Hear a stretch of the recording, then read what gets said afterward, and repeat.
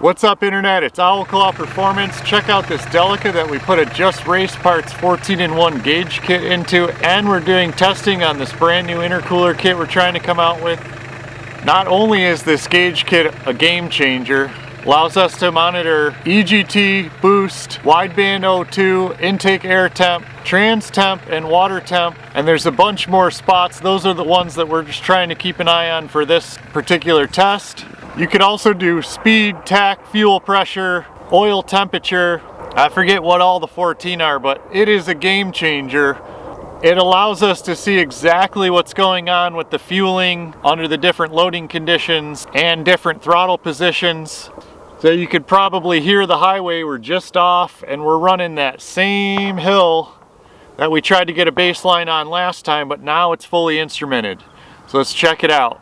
So the simple answer is the intercooler is doing an amazing job of keeping the intake air temps way down. I haven't seen them above 120 yet, and they're usually right around 100, and ambient temperature on the road is probably something like 80 Fahrenheit. Another cool thing with the gauge is it allows you to pay attention to the curves. It's not just a snapshot in time, it's how long does it take for all that aluminum to heat up, right? So if you spike it into a hill, that huge intercooler is a big giant heat sink, and so the temperature rises slowly. Same thing with transmission, same thing with water temp. EGT is much more responsive. You could set yourself up with the conditions to come into the hill heat soaked right at the bottom and then just nail it coming into it and really do a stress test on everything. A couple conditions that we found that are interesting to watch. One, when you're hanging the truck on an engine coming down the hill, there's no fuel. That fuel should be pretty much completely off. So your air fuel ratio should be maxed out on air. Your EGT should be almost nothing. And what is important to watch is what are all your temps doing? Is your trans temp coming down? Or in our case, is it coming up? Because the return loop goes through the radiator, so it's actually heating it if the transmission is cooler than the engine. And it also gives you a good sense of how fast that intercooler could cool itself off. So it's getting maximum airflow with almost no load. And so that's going to be the fastest rate of decline on the temperature, so that will tell you if you need a fan on it or not. Another interesting condition, and a dangerous one with this particular vehicle, is it is amazing to watch the correlation in all of your air fuel ratios coming up through the RPM range, even on a flat road. And so on this particular tune, which is the factory tune, what's happening is the RPMs kind of come up quickly through, maybe up until about 3,000 RPM, but then 3,000 to 4,000 you can see right in the air fuel ratios that it starts to defuel. So your air fuel ratio starts climbing and boost is staying at its max. What's happening is the pump itself is not delivering enough fuel, and so it takes longer to go through that RPM range. If you have your shift point set at 4,000, yeah, no wonder 0 to 60 times terrible. It's going through a defuel range trying to get to the shift point. And the dangerous condition is this: when you're coming into a hill and everything's heat soaked and you're driving by EGT, so it's at 1200, 1300 Fahrenheit, whatever that is in Celsius, and then it goes to downshift. What happens is, because it doesn't have the fuel, it goes into a lean condition and the EGTs start to rise. So tribal knowledge or whatever to tell you to downshift or take your overdrive off to get your RPMs up, you're moving more air. But the thing is, if you're not delivering the fuel, that's a dangerous condition. You got high RPMs, you're leaning everything out, and your EGTs are rising quick. You're gonna burn a hole right in the top of that piston. My final point on the tuning is, why aren't we flipping all the screws now and seeing what it could do?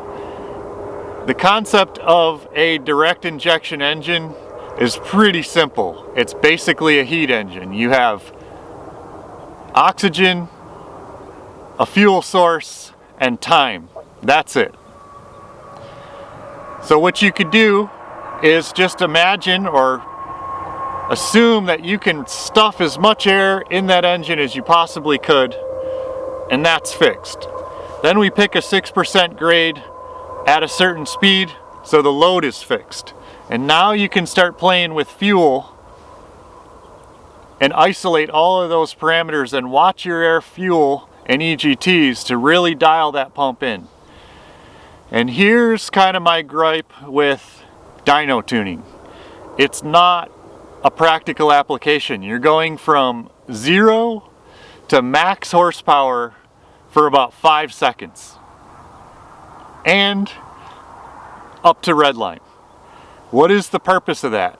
Unless you're trying to race between red lights, that has zero practical application. I get it. It's it comes from the drag racing world where that's the specific application. You're sitting at the starting line, you go to max, and then you're back in the trailer in another minute. That's not the use case for a typical working diesel engine. So what I like to do, and what I'm scratching my brain on why the tuners don't want this in their log files, is heat soak the engine, charge the long hill, and look at your steady state numbers at the various conditions. That's what we want to do. That's the limitation of the vehicle. The thing will drive around town all day long, no problem. What it won't do is send itself up a hill at 80 miles an hour. You're going to blow the engine. It will happily self-destruct. So just by that discussion, just those 2-3 points alone, man, that's why I say this is an absolute game changer. I can't wait. We've got the Land Cruiser on deck to instrument, and it's the same style mechanical pump with the boost compensator. So it'll be really interesting to see how these tune. I want a wideband O2 on the Excursion, so we'll have that as a benchmark. And then the Cummins needs EGT, and we might as well throw a wideband O2 on there as well. So thank you, Just Race Parts. We got the account rolling. These things are landed. I can't believe how fast they got here. It was like 2 days. I checked the tracking number and it says the package was in Hong Kong. The next day it's on my kitchen table. Amazing. Amazing support from the company. I can't wait to get these things in, really get the process down, and see what we could do with these. Hopefully all of this stuff will be on the website soon. We have the Just Race Parts gauges in stock, shipped from the US. If you want to eliminate all the tariff stuff and international shipping, we've got them on the shelf ready to ship out. They're on the website, OwlClaw.org. Go check it out. Not only do you get what Just Race Parts sells, but you also get all of the stuff and the instructions to install it in this specific vehicle. I definitely want to give them a shout out. They've been helping me. The trans temp sensor that we need is basically custom made. Not only did they make it happen, they're the ones that recommended it and set it all up and did all the work. Absolutely amazing. So happy to start down the road of that partnership. Please spark the debate in the comments. Tell me I'm wrong. Help save this engine. If you see something glaringly wrong, or you just want to have a discussion, or how does this relate to, say, an RV or something like that, or the NA model, drop that in the comments. Somebody's going to see it. Someone's going to fire back. Let's get this thing going, and I hope this kit's available for you soon. It's been such a rabbit hole with the CAD and finding the supply chains and just even setting this thing up. On this particular van, we've gone through 3 or 4 different iterations already, and it's got a custom intake.